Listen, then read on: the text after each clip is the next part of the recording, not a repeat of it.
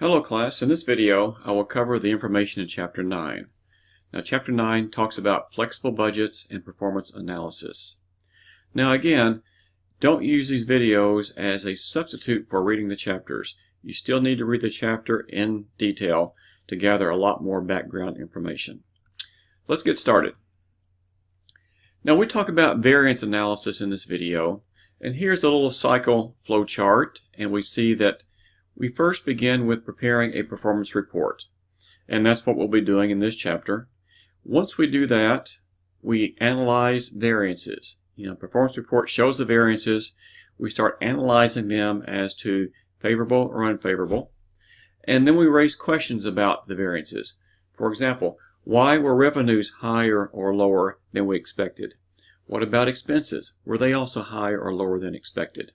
So once we raise those questions, we want to find out why that occurred, and we do that by identifying the root causes. What caused revenue to be higher or lower? Or what caused an expense to be higher or lower than we expected? Then with that information, we take action. Maybe we can find out how to lower an expense or to raise revenues.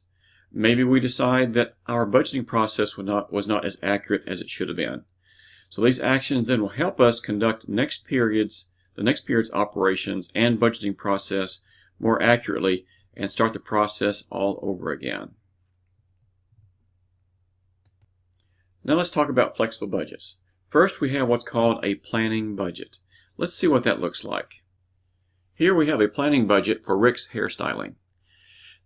It looks like Rick is budgeting for 1,000 client visits. Right here. And that's the quantity we're going to use. So the quantity is 1,000 visits. The revenue is $180 per client visit, so a total of $180,000. We'll list the expenses that the shop will probably have. The first one will be wages and salaries.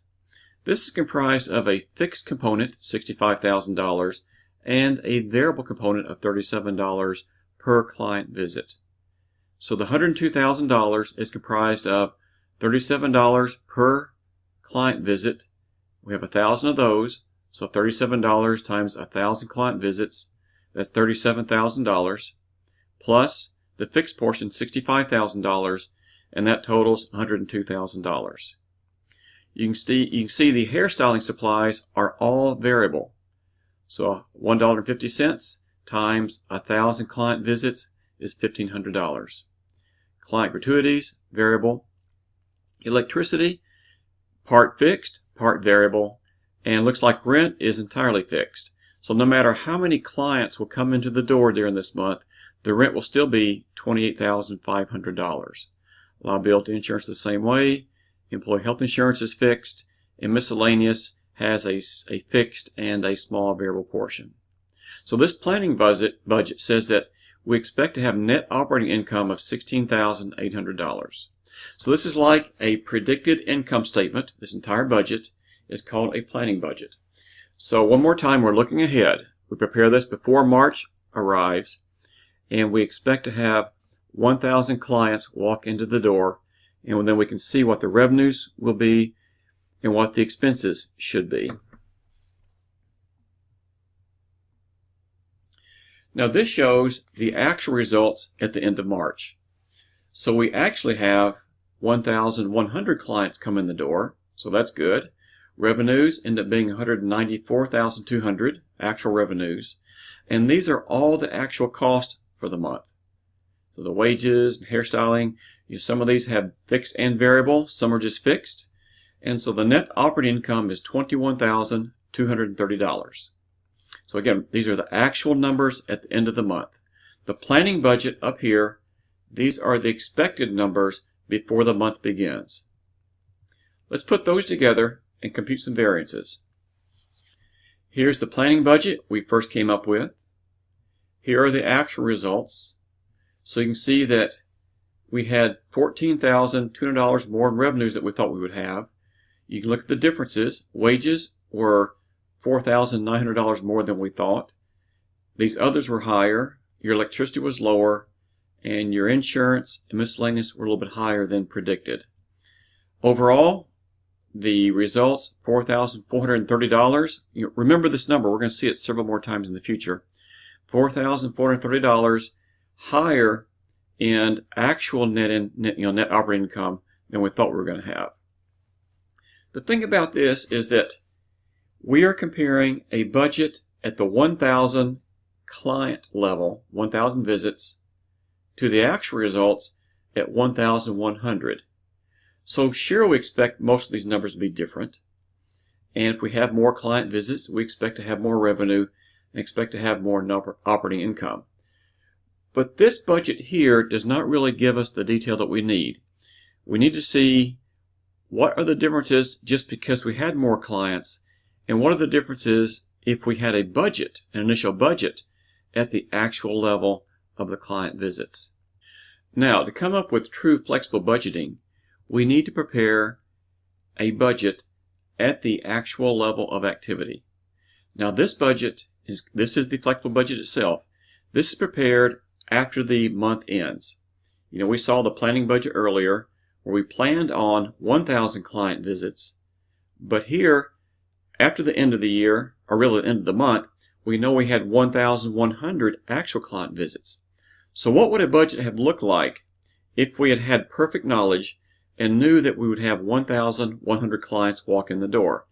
This is what the budget would look like. This is the flexible budget. We would have expected to have $198,000 of revenue. That would be the 1,100 client visits times $180 per client. That's the total revenue. We would have expected to have $105,700 in wages. The fixed part doesn't change, but at $37 per visit times 1,100 visits, then add that to the fixed, we have $105,700. You can look down through here and see what the others should have been at this level. This is the budget number. None of these numbers are the actual revenues or expenses we had. This is a new budget, a flexible budget, at the actual level prepared after the month ends. You can see rent does not change, liability insurance does not change, and the employee health insurance does not change. All those are fixed. So this is the flexible budget. So now let's go to the next page and compare the flexible budget we now have with the planning budget. One thing to remember, none of these numbers in here are actual numbers. These are both budgets. The original planning budget, where we thought we would have 1,000 clients walk in the door, and now the 1,100 level budget, where if we'd had perfect knowledge, these are the numbers we would have. The difference between these two columns, these two budgets, are called activity variances. At the planning budget level, we expected to have $180,000 in revenue. We had $198,000. So $18,000 more revenue is what we should have had, based on these two budgets. Of course, you expect wages. All your variable expenses or part variable expenses would be higher. The U means those expenses would be higher than we thought. So, whenever the expense is higher, that's unfavorable. Doesn't mean always bad. Favorable doesn't always mean good. A lot of times it will. But this just shows unfavorable that our expected expense at a higher level is more than the expenses we thought at a lower level of activity. Okay. So fixed will not change. No variances there. And miscellaneous will be a little bit higher. So we would have expected revenues to go up $13,710 just based on budgeted numbers. Again, one more time. None of these numbers in here are the actual results for the month. These are two budgets we're comparing to each other. Now let's compare our actual results, and yes, these are the actual numbers for the month of March, with a budget at that level. This gives us better numbers to compare against each other. We have the budget, the flexible budget, at the 1,100 customer level, and here are the actual results at that same level. So our revenues were exactly $194,200. We should have had $198,000 in revenue. So revenues were really lower than they should have been based on our budgets, comparing the actual result to the budget at that same actual level. So revenues were down. That's where we start asking the questions, why were revenues down when they should have gone up at this level? Could have been you had more discounts going on, you gave some free haircuts for some reason or whatever, but you start asking the questions to find out why the budget is not closer to the actual results. You do that for every area here. We actually spent more in wages and salaries than we should have at that level, so unfavorable. We spent less in hairstyling supplies, favorable. Gratuities were more, really quite a bit more. Did we decide to give out more, extras like combs or whatever to the customers? Electricity a little bit lower, and insurance went up a little bit than we thought, and miscellaneous was down. So this shows that the actual results, we actually earned net operating income $21,230. We should have had $30,510 in your profit. So we were short $9,280. Again, short based on the budget at this level said we should have had $30,000 and some odd dollars in profit. We only had $21,000 and some odd dollars. So you want to start asking the questions, why are these numbers different? You're not going to worry about small variances here. With the larger ones you would. You want to find out why these occurred.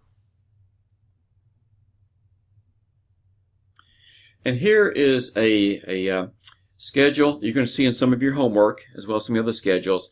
This puts everything we've covered so far in one schedule. So we have in the first column our actual results. We've seen these numbers before. These are the variances we saw before. Like right here, the 9,280. We've just arranged these and put the variances in between this column. Here's the flexible budget at the 1,100 client visit level. Here is the planning budget, the original planning budget, and we saw all these numbers before.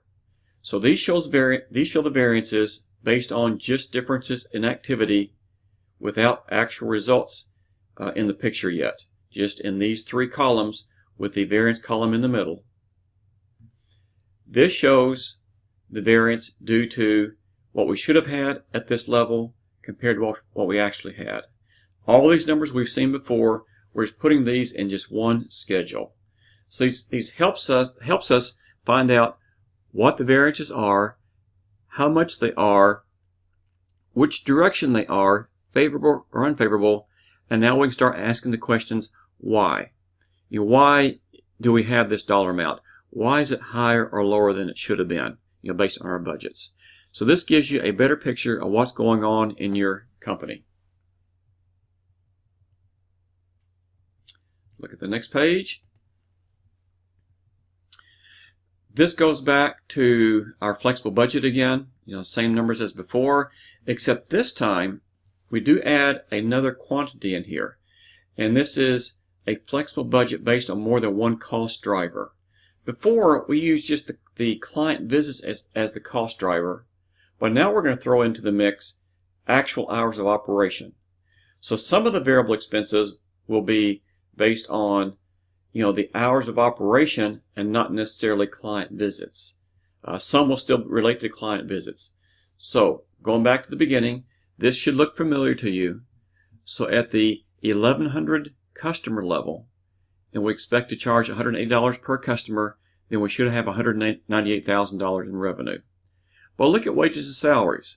We decided here to be more accurate and base the variable expenses on the hours of operation, since we've decided that more closely shows what expenses should be. Again, this is a budget, so what they should be. You still have the fixed portion, and now we have $220 per hour of operation. So this is a different flexible budget expense that we had before. These two are the same we saw before because the quantity is based on our original quantity of 1,100 client visits for the month. And let's see, electricity is based on both client visits and hours of operation. The rent is fixed, liability is fixed, and the health insurance is fixed, and the miscellaneous is based on client visits. So this is a way to be a little bit more precise if you want to. Again, you want to have a cost-benefit analysis going on. How detailed do you want to get in your variances? How much time will that take you or the accountants to prepare? And is that extra bit of information worth it? So they decided, yeah, it might be worth it to have this information with 2 cost drivers instead of 1.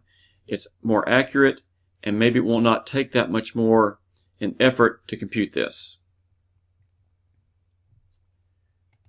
Next page. This page is reflecting the faulty analysis that you can get into if you don't prepare a flexible budget. Remember the 4430 number I told you to remember? Here it shows up again. We saw this schedule before, but this is saying here is our planning budget. This is the 1,000 client visit level. If we don't prepare a flexible budget and we compare actual results at a different level with the planning budget at a different level, these numbers really don't tell us that much. We're assuming that all these costs are supposed to be fixed, and they're not, because we know that your wages and your hairstyling supplies and others have a variable component. So just comparing your original budget at one level with your actual results at the end of the month here, all these actual numbers at a different level, yes, you can compute variances, but these do not tell you, much information. This schedule is showing you, again, faulty analysis if you assume everything is variable. What they're doing here with this, they're taking 1,100 divided by 1,000 times all these items. You're saying that all the expenses are completely variable, and we know they're not. If you take this approach, then you're saying your rent should go up from $28,500 to $31,350 just because your client visits went up. We know that's not true. So you should not consider every expense as being variable.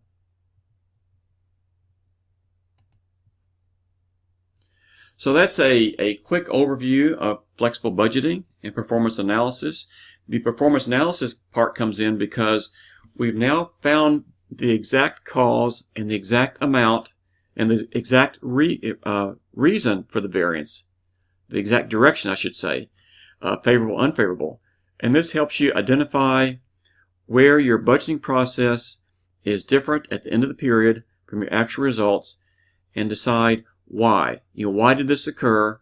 Was it because something happened during the month we didn't plan for? Or was it because before the month started, our planning process was not as accurate as it should be? So based on those answers you come up with, hopefully you'll have better budgeting in the future. So go back, reread the chapter. There's a lot more detail. I just wanted to point out some of these main schedules, and good luck with your studies.